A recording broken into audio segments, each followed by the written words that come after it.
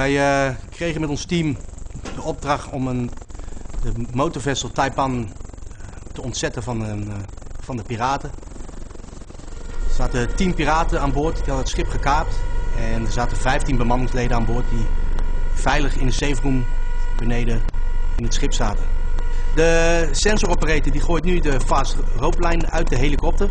Hij zal zometeen ook de personen die langs de fast rope-lijn naar beneden glijden, die zal hij begeleiden.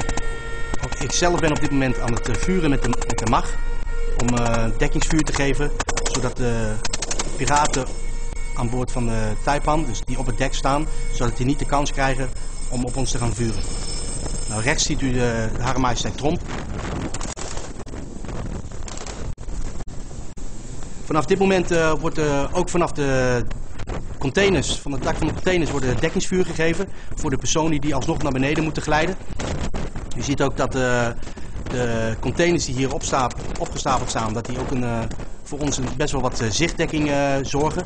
Dus zodra er bijvoorbeeld een houder gewisseld moet worden, kunnen ze opzij stappen, kunnen ze onder dekking hun houder wisselen en daarna kunnen ze weer terug het vuur overnemen op de brug.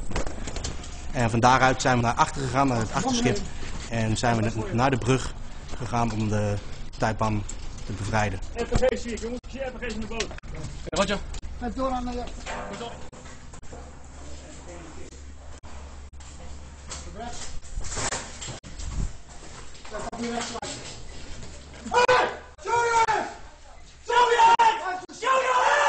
Daar aangekomen hebben we eerst 6 piraten aangehouden. Die zaten op het benedendek.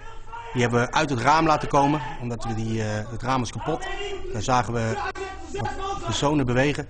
Die zijn aangesproken en we hebben daar uit 6 piraten naar buiten laten komen. En die hebben alle 6 daar geboeid en die hebben we veilig gesteld. Op een gegeven moment op het achterdek werden stemmen gehoord door een van mijn teammembers en die hebben op een gegeven moment daar zijn ze op gaan reageren. Die hebben ze aangesproken en daar kwamen vanaf het achterdek nog 2 keer piraten de hoek omzetten. Die waren ook ongewapend. Die hebben ook weer aanvat en geboeid. En uiteindelijk hadden we op die bewuste verdieping 8 piraten. Op dit moment is een van die piraten die wordt gesommeerd om naar beneden te komen. En onder het oog van een van de teammembers loopt hij naar beneden met zijn handen omhoog. En zodra hij beneden is, dan wordt hij aanvat en dan zullen ze hem gaan boeien. En uiteindelijk hadden we toen 10 piraten.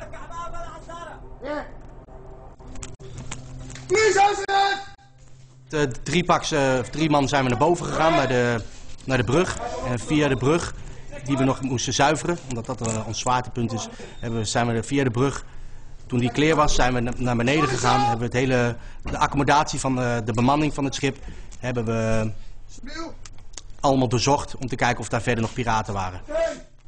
Wat ze in de accommodaties hebben gedaan is alles overhoop gehaald. Er lagen overal laptops op de grond, er waren deuren ingetrapt, er waren deuren dwars doorheen geschoten. Er waren deuren die ze niet open kregen. Ze hebben in die 4 uur tijd een behoorlijke ravage aangericht in het hele schip. Ze waren wel degelijk bewapend, ze hebben ter plekke alles neergegooid. En dat varieerde van RPG's en RPG-7's en AK-47's tot pistolen. De Duitse kapitein besloot de deuren open te maken en die kwam naar buiten met zijn hele club. En die waren natuurlijk hartstikke opgelucht. We hebben ze verzameld aan de bakboordzijde van het achterschip. Daar hebben ze met z'n allen verteld wat er aan de hand was, hoe we aan boord zijn gekomen. We hebben een applausje in ontvangst genomen. Ja, die waren ontzettend blij om ons te zien.